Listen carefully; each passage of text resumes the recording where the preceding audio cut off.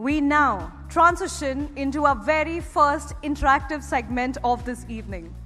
Well, this is that panel discussion that focuses on a massive shift. India is moving past simple assembly. We are stepping boldly into design, into complex engineering, and high-level value creations. The session is titled ESDM, that is from vendors to value creators. To lead this high-powered conversation, please welcome our moderator for the session. He is a veteran business journalist who tracks the pulse of technology, of corporate strategy, and industrial policies across the region, day in, day out. Please put your hands together for Mr. Venkatesa Babu, resident editor at the Hindu Business Line, to the stage, please. Alongside with our distinguished panelists, we have with us Mr. Ashok Chandak, President IESA and SEMI India. Welcome to the panel, sir. To Mr. Sachin Dhruva Nayak, founder and CEO, Cursor Lab. Welcome to the panel. Mr. B. S. Srinivasan, Managing Partner, Wipro Electronics. Welcome to the panel. We have with us Ms. Sonam Motwani, founder and CEO of Karkhana.io. Welcome to the panel. Over to the moderator. Good evening, everybody. Before I launch into the topic of the panel, first of all, a huge thanks on behalf of the Hindu Business Line. This is a weekday, and given Bangalore's traffic, all of you have braved that to be with us today. A big thank you on behalf of the institution for doing so. Let me give a little bit of perspective before I launch into the topic. For the last couple of decades, software and services has been India's calling card globally. We have been known or better known for the kind of success we have had in that industry. If we play our cards right over the next decade or so, electronics, system development, and manufacturing, the ESDM sector could be our calling card for the next decade. Why do I say that? In 2014, there were exactly 2 mobile manufacturing companies in India. There was a 75% chance that if you had a mobile phone, it came on a ship imported from some other country. Today, we have 300 mobile manufacturing facilities in the country, factories in the country, and we are the second largest mobile manufacturer.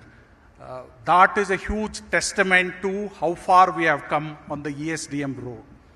Just to add a little bit of additional perspective, traditionally Indian exports have revolved around textiles, tea, spices. However, if you look at among merchandise exports over the last few years, actually electronics has punched above its weight, and today after engineering goods and petroleum products, we export close to $50 billion worth of electronics. That's not a small achievement.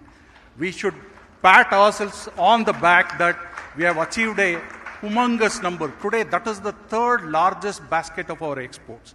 That is something for us to be proud of.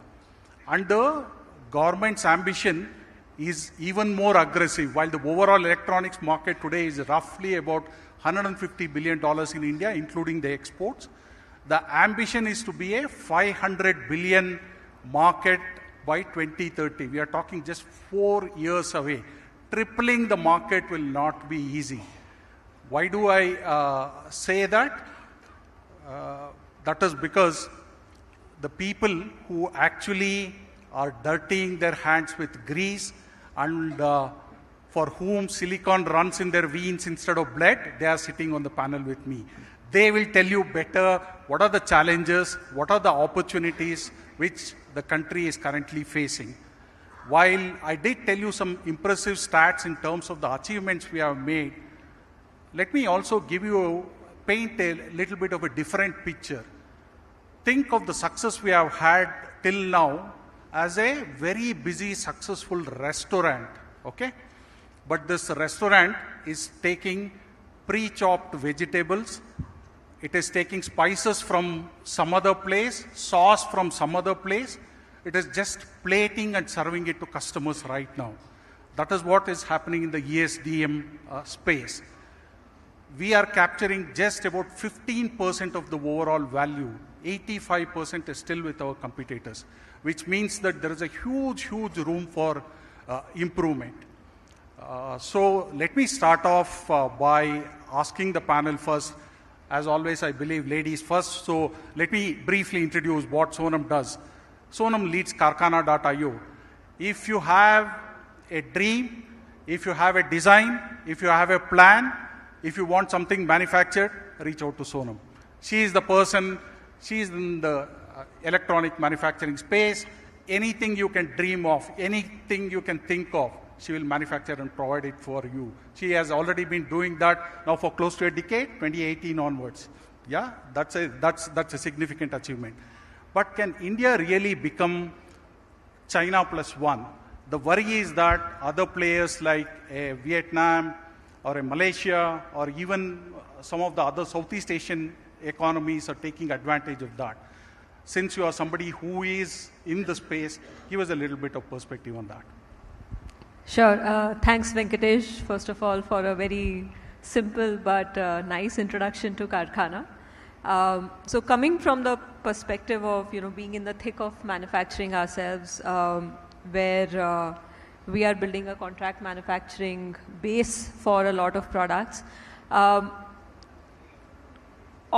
whether we can become another China, I think we are quite far away from that. And as you rightly said, right, that most of the ingredients for the recipe are still dependent on imports. But I'd say there are few areas where we do have the ability to excel and build a strength for ourselves in India when it comes to the entire manufacturing ecosystem.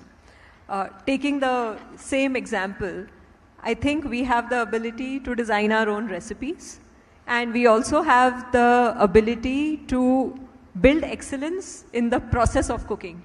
So what temperature you cook at, what speed you stir the ingredients, how much you chop the ingredients, that's where excellence can be built. But coming back to electronics here, sure, there are few product categories where China has created a big gap compared to where India is, and it might take a decade for us to come close to that gap. And I'll take example of consumer electronics. In China, you can get like a huge catalog of products to pick from, and the prices to be matched are a far cry for us. But in a lot of other product categories, we have the ability to build our own IP, to design our own BOM. Sure, we are still going to be importing the components, and it's going to take at least, if not more, next 4 or 5 years to get to a stage where we can have local capability for components. But building our own IP in terms of design and building a very, very strong system on the side of process control, on the side of quality, is where a lot of differentiation can come to get to a stage where we can contribute even further, not just towards domestic manufacturing, but also for exporting for brands outside India. And that's where I think as the country and as the manufacturing base, we should focus on. I have a little bit of a soft spot for Sachin Naik for one reason, and I will shamelessly plug his products too, okay? If ever you are buying one of the fast chargers for your mobile, he's an Indian company. He does an amazing gun charger, gallium nitrate charger. Please pick it up, okay? He also manufactures products which ensure that when power inevitably sometimes goes off, either in terms of your CCTV, for your medical devices, he is the guy who produces products in India, completely designed, developed, and the interesting bit is, he is a customer of Sonam. Sonam manufactures some of his products. It's lovely to have you, Sachin. Thank you. Can you give us a bit of insight into what are the challenges you run against? Sonam very clearly said, obviously, we are very far off from substituting China. Can we at least be China plus one? Okay, so there are two things, right? So I spent almost 5-6 years visiting China, especially Shenzhen, right? So if you look at the component ecosystem broadly, to be honest, China is decade ahead, right?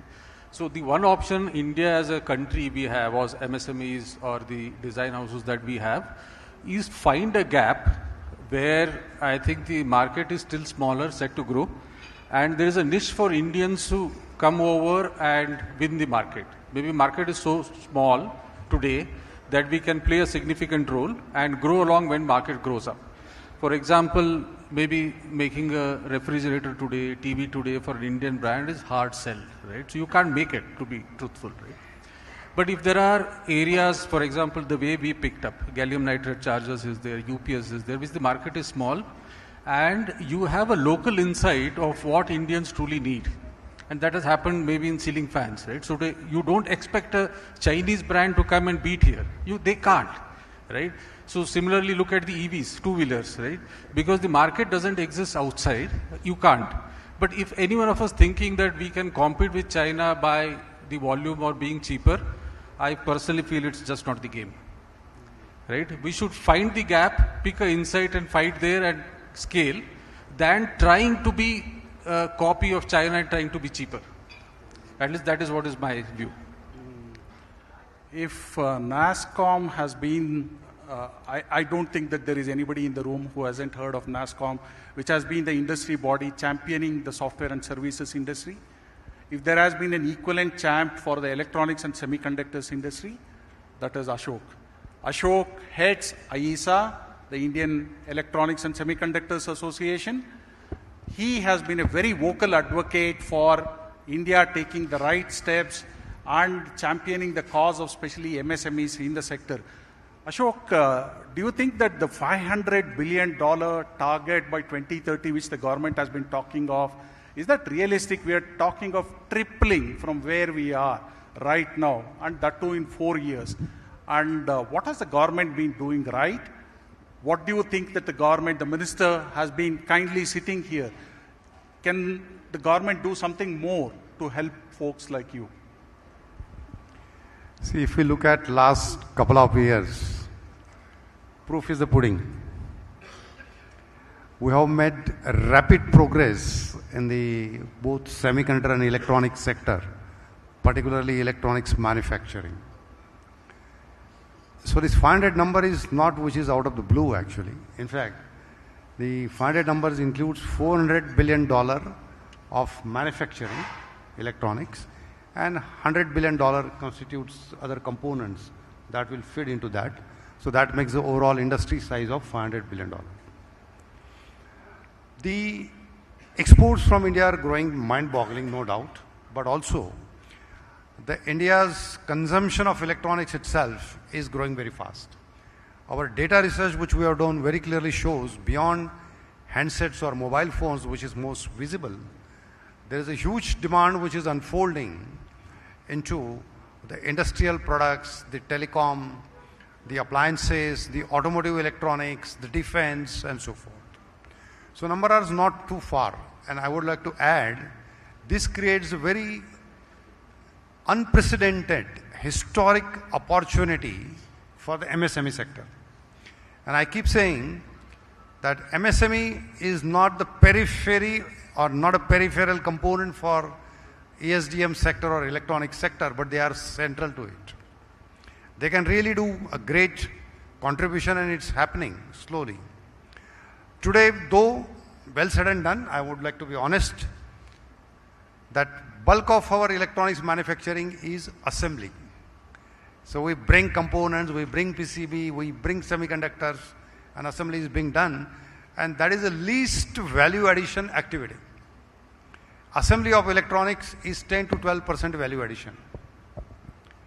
Sonam Motwani is here, she knows this. There are big plants set up in the country, they know this very well. However, the bulk of the value remains in design, the IP, the engineering, and a product creation. And this is where the MSME has got the DNA. Their DNA is that they have to look into some of the customer related problems and challenges, make a differentiated design, own the design and IP, get it manufactured from some of the EMS companies, no need to set up their own. But they could get this done. And this is where I want to say that the MSME are sitting right now at a historic opportunity. There are plenty of stuff, those are coming up. Several areas where MSME could play a very, very important role. Let's not get worried about making a mobile phone or a laptop or a car or appliance. Making a consumer facing product is going to be a Herculean task because the people have got their personal preferences. They get carried away by the brands. So what MSMEs have to look at is what are the customer problems? What are the key challenges some people and some industries are facing?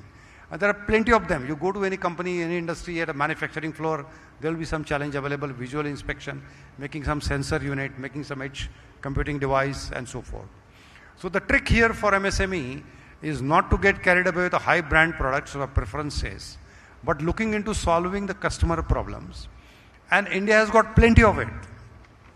Because we are a nation of, let's say, 1.4 billion people, so many states, diversity, many things are being done.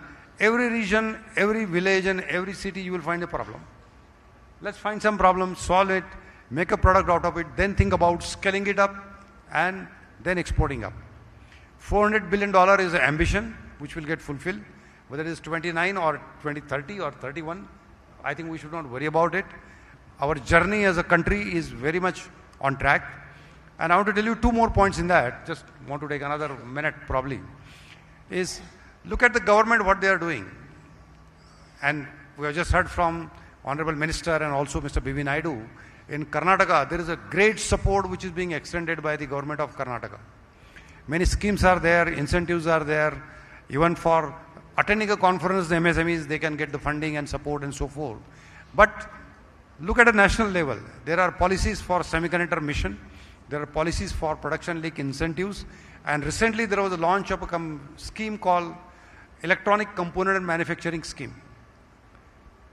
It was so hit and so popular actually that government has to, during this budget, announce additional outlay for that scheme. And there are many projects. There are, I think, if I counting, 75 projects are approved in India, 11 or 12 are from Karnataka actually. And then from Tamil Nadu, nearby state, another 13. So in the South India itself, there is a large population. And these all projects are very good candidates for the MSMEs. And this is what I want to say once again as closing comment here. Opportunities are abundance, they are unfolding. It's not question of ambition of $400-500 billion. It is going to become a reality.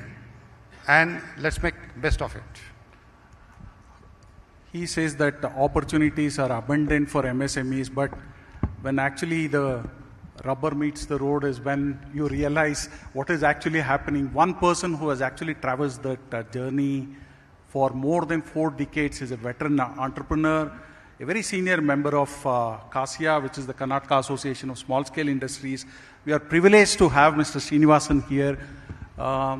Your own experience of trying to get from that screwdriver to that silicon arc, is that a reality? Can MSMEs actually do that, given all the kind of constraints which they face? What's been your experience, sir? Thank you, Venkatesh Babu, for your the introduction. My experience with electronics manufacturing is about 42 years. We are in exactly the same situation where we were in 1984 to 86 when we rolled out the landline technology, and the landline technology has leapfrogged into the mobile way back in 1998. At that time in 1984, the government of India, through Indian telephone industries, gave a challenge that we had to replace the rotary dial with a push button telephone for ease of dialing. One small company like ours, we took up the challenge. They gave us a target. The target of the rotary dial was import from Japan, Tamura at 450 rupees. We give you a challenge, 225 rupees is the target, and we will give you 1 million piece order. We took up the challenge, but it was very arduous. We struggled for close to 3 years, and we successfully deployed more than about over 10 million of that in the whole country. And some of their dialers are still working in the defense sector 38 years plus. And you have told a challenge China plus one. We are at a crux, a situation where we make iPhone for the world. It's about $600 to $700. Our value addition is just about $25 to $30, 5% of the value of the phone. Why? 90% of the components are imported from China. IESA, Electronic City Industries Association, CASIA, Laghu Udyog Bharati, Government of Karnataka, all of us can work together to make the components in this country what is necessary.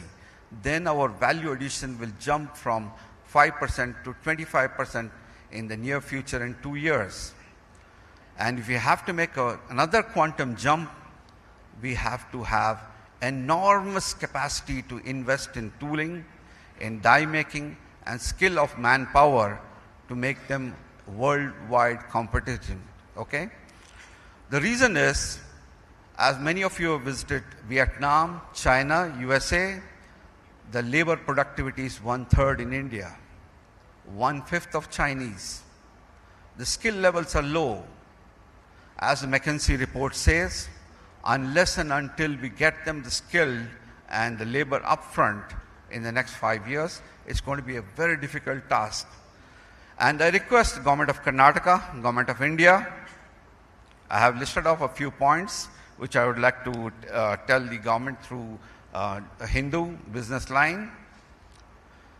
MSMEs can do wonderful things. They are the backbone of the country and they are the innovators of the country. So, and as Mr. Naidu said, big companies take big orders. Ultimately, it is rooted to MSME. And the MSMEs do things economically viable and just make a little bit of profit. To get into this $500 billion projections that you have put it forward, we need to do something that is extraordinary from our country, and we are capable of doing that. When we can fight a war with the 4-day war, Operation Sindoor, why not this? It's a very simple task, but we have to work together. Number one, we need to make all kinds of components in the country and sensors, which the IESA and LCA has taken up, is a 100 crore project.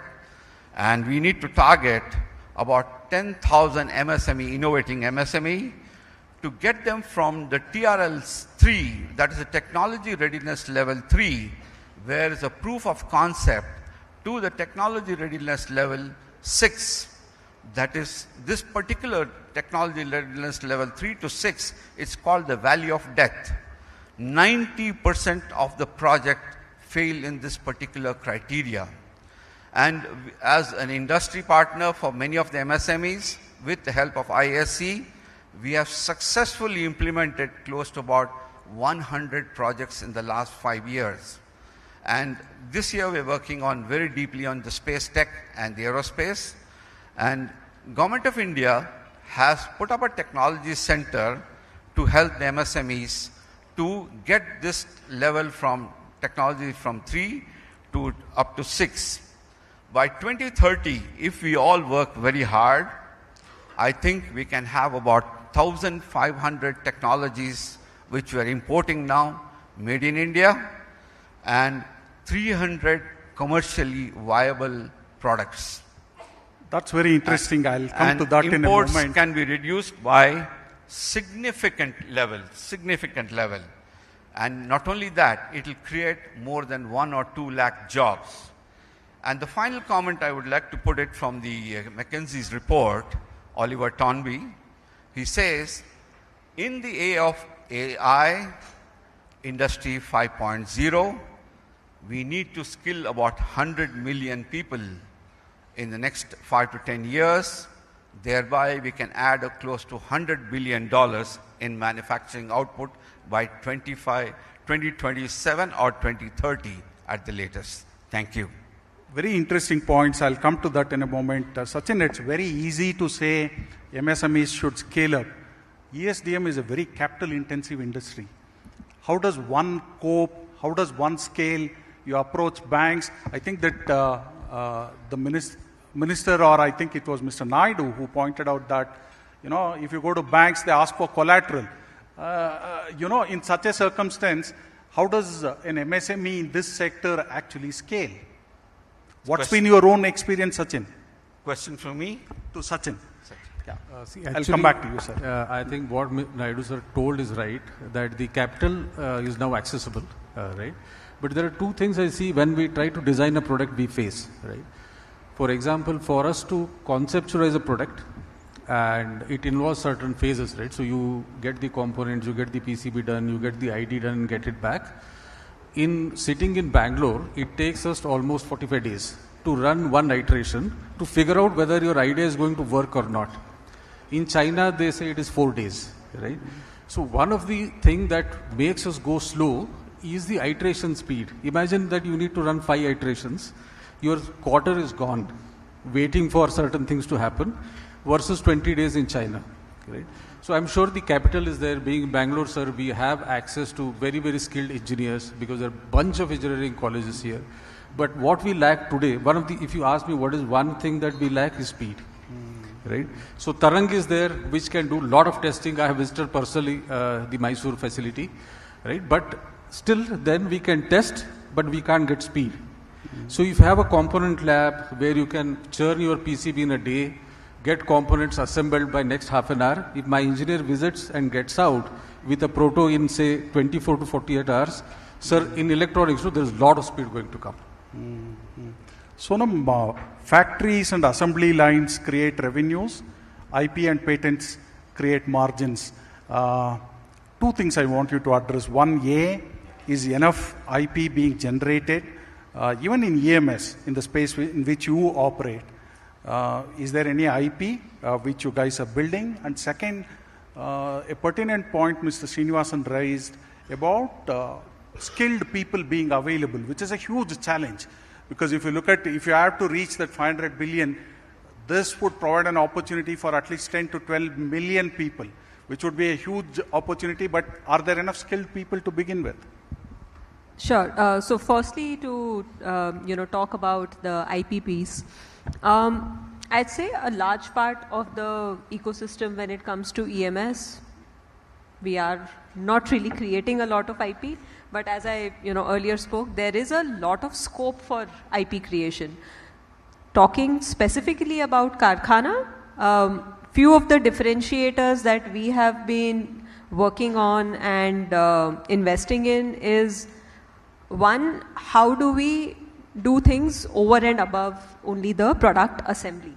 And that's where complete product integration is one of the focus areas for us. And I think there is a huge need for more and more players to develop capability there.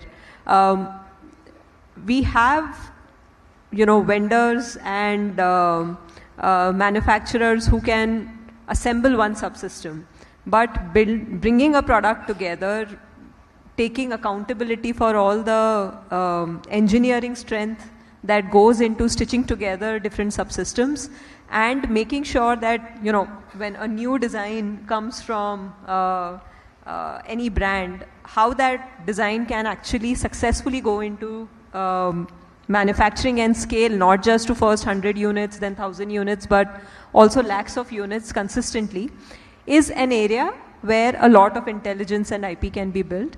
But another very big area, not all manufacturers will, build brands, and that's not also probably the way to go. But the IP that we are building or rather working towards building, is on two fronts. One is at a subsystem level, can we create reference designs on top of which brands can build the entire product. Today, some of these technologies we are depending on countries outside India and on their engineering strength. But if those subsystem designs a contract manufacturer can build, given that we are doing manufacturing day in and day out, we know where the demand is, we know what is being imported, and if we put our engineering might to it, a lot of subsystem designs across automotive, consumer electronics, across sensors and actuators can actually be from contract manufacturing ecosystem. Second is the digitalization layer. We have now made a considerable progress on the side of, installed capacity of manufacturing, but modernizing it through the use of digital technologies is a big area where most of the MSMEs are currently lacking.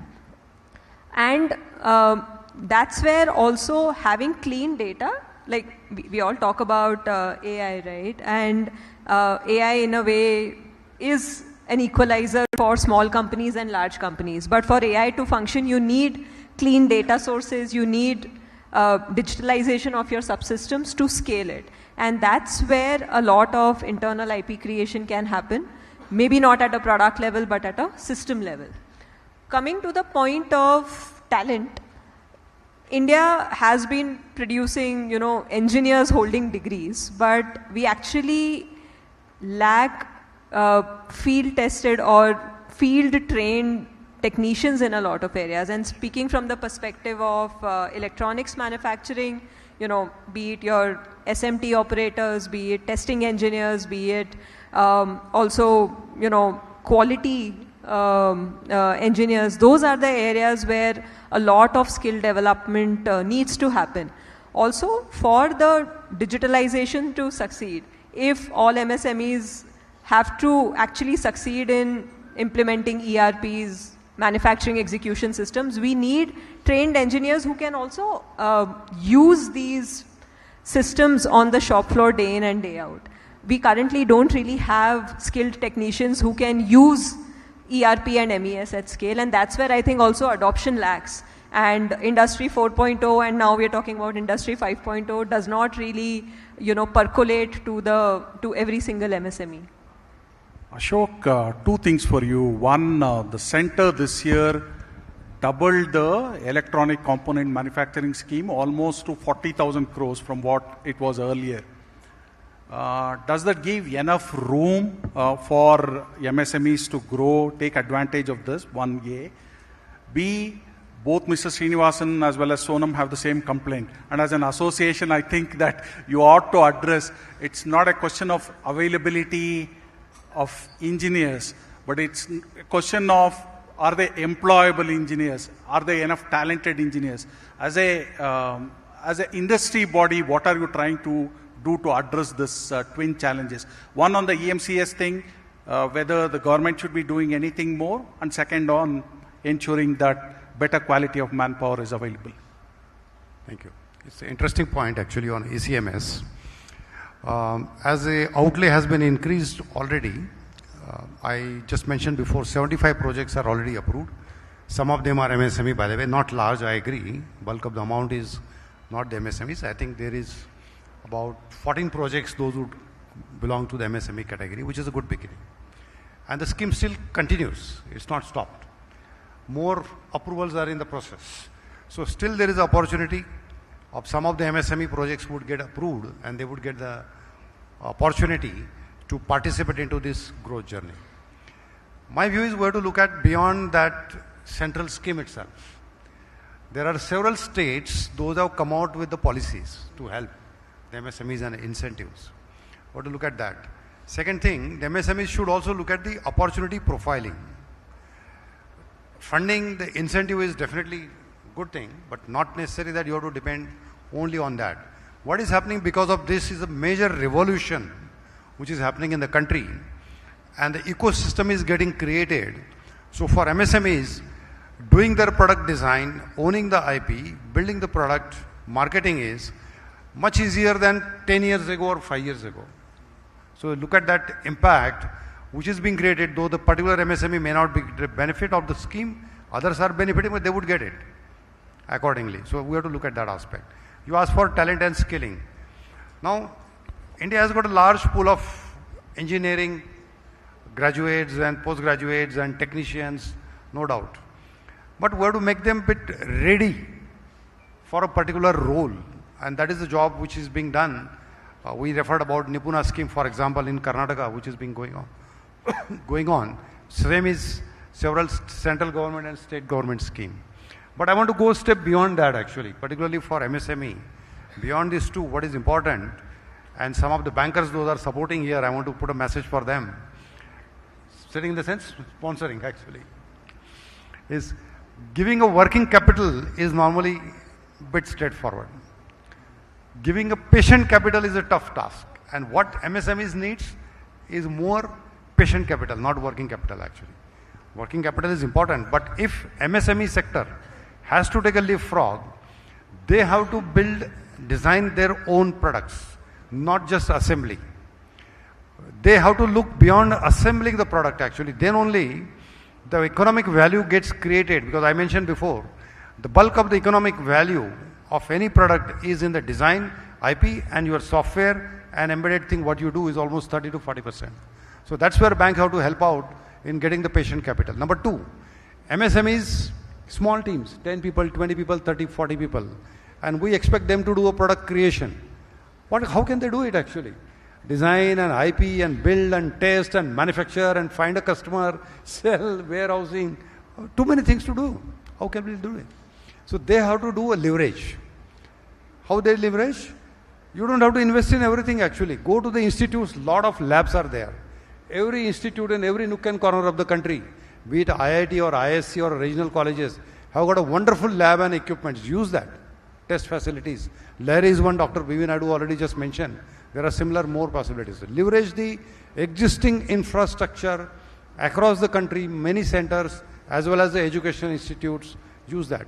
Number two, work towards creating those buyer-seller conversations by attending multiple events, like ISA does the events, LCI is doing the event, there are many events, those are happening. Go visit, meet partners, other things. Solve the customer problem, you will have definitely a global opportunity, because what globally, the global companies are looking at not only cost advantage, it's gone beyond that. What global companies are looking at now, confidence, trust, confidence in your product idea, confidence in your product design, confidence in the quality, and confidence in traceability, reliability, and all those things. And last point I want to add here actually as a 15-second, don't worry and don't pay attention to Make in India. Now somebody will question me now why I'm saying don't pay attention to Make in India. What to go beyond that? Make in India is already done. What go beyond that means design in India, build in India, secure in India, and get trusted worldwide. That should be the aim we should work on. Mr. Srinivasan, I want you to address this because for 4 decades you have run in enterprise, especially in MSME enterprise, and you know the pain points. When I talk to venture investors, they push back on this patient capital, saying that ESDM sector actually doesn't require, you can even start with a 2 to 5 crore kind of a, right from a PCB to basic etching to wire harness, creating IP around sensors.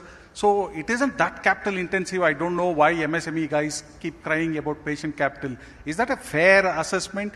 Beyond just thinking of a fab, there is so much opportunity around a fab, which can be exploited by the MSME sector. What's been your own experience, sir? And very briefly, please. Yeah, thank you for that question. Sir, ESDM sector is highly capital intensive. Electronics per se may not have big machineries and things, but once we are in TRL level 3, all the grants and all the money that the MSME has is already exhausted, because the design and development of a new product or a component takes enormous effort. I'm requesting the Government of India to have a problem of TRL advancement funding or grant, how to take the MSME units from the level 3 to level 6 when it's a market-ready product. So the grant may be 10 lakh, 50 lakh, or a few crores. That will help the MSME make a product or a component which is world-class. World-class component and manufacturing of a product requires enormous engineering talent and skilling. And here I would like to inform all our audience and respected minister and the people concerned with the government of Karnataka, skilling is a continuous subject, okay? As Tom Friedman says in his book, Thank You for Being Late, we have 3 enormous market forces that is against us. The technology is exponential. What the students have learned 6 months back is outdated. So the Center of Excellence in ISC, they have a continuous program for education, and this is not only for the employees per se, this is also for the employers as well. So I also pursue my degree, continuous degree with various institutions, and many of these courses are free of charge. The MOOC is free and the CC is nominal fees. You must ask the MSMEs and the people to take these courses on a regular basis and make the students, enforce them to take the extra 3 credits that they must learn to be surviving in the technological advanced world. I have to very quickly interrupt and underscore his bias towards Indian Institute of Science, because rightly so, he's an advisor to their Department of Electronics and obviously knows the inner workings, and which is why he has been advocating that people take advantage. I'm completely out of time, but since we have such an informed audience, just 2 questions from the audience. Please put up your hand. The mic will be passed to you. Identify yourself and let it be a question, not a comment, okay? And specify whom you want to ask the question to. Is there anybody who wants to ask a question? The gentleman over here. Yeah? Please identify yourself and let it be a brief question, please. Hi, my name is Alvin. My question to you is, most of the answers or the discussion at as a panel was in terms of the manufacturing and how can we get more skill into the game. But I think the primary issue, the way I've seen it in the manufacturing, is the logistics, right, and the supply chain. And why China is forefront is because they have a very huge advantage in terms of supply chain. Now my question is, if India has to get there, not in terms of manufacturing, but to have a supply chain advantage as compared to China, what is our, future, and what do we have in mind to get there? Sonam, why don't you take that? What will it take for India to get to China level on the supply chain side? I know Sure. time was very brief and it's a fairly lengthy answer. Actually, it's a lot of things. It's a lot of capital. As Mr. Srinivasan said, it's a very capital intensive industry. The components that we are talking about, for us to get to a stage where we can produce those components at the quality they've already been produced in China and other areas of Southeast Asia, requires a lot of process control. So first of all, those equipment, like setting up that entire infrastructure, can run into billions of dollars of cost. We need to have that sort of appetite. Second, it's not just that money. Through a lot of PLI schemes, that capital has been promised, but the skill, the engineering talent to run such a highly process controlled manufacturing at scale, we don't have those smarts as well today. I mean, that's why, for some of these components, we wanted engineers from China, from Taiwan to come and help us set up those factories as well. So all of that is not just money, but also a lot of engineering talent and experience which we don't have to bridge that gap. And hence, it's not something that we even, think about doing in the next couple of years. It is minimum a 10-year project. One more question, please. Okay, I already had there. Okay, there, the gentleman over there. Good evening, panelists. My name is Abhishek, and I represent India's fastest growing social media company for MSMEs. My question is to ma'am. I've been really interested in understanding the primary gap that is existent in terms of service-based companies, in terms of the recognition that they need? Are they really able to get that kind of support from a lot of other companies who can help them get really good marketing services or really good branding services? Because we've worked with about 150 brands till date, and we figured out that companies still need a lot of support and recognition that they're not really getting, and they don't have that kind of access. So we're trying to solve that problem. So my question is, Ashok, would you like to address that at a at an industry body level? What kind of support could you provide? See, actually, there is a way to do that in the sense, if I understood your first question correctly, you are looking at the services. So there is a huge scope for that services, but honestly, I am not the big advocate of the air services, but I will answer your question, because I am advocate of making India product nation. Obviously, while we make India product nation, many things are required, and then services business will also flourish. Because I just mentioned before, whether it's a MSME or even a bigger corporates, everything cannot be done in-house and need not be done in-house. So these things have to be outsourced, part of those. And the best thing for services companies is to approach these companies and create those awareness campaign through the events those are happening. This is the best thing actually.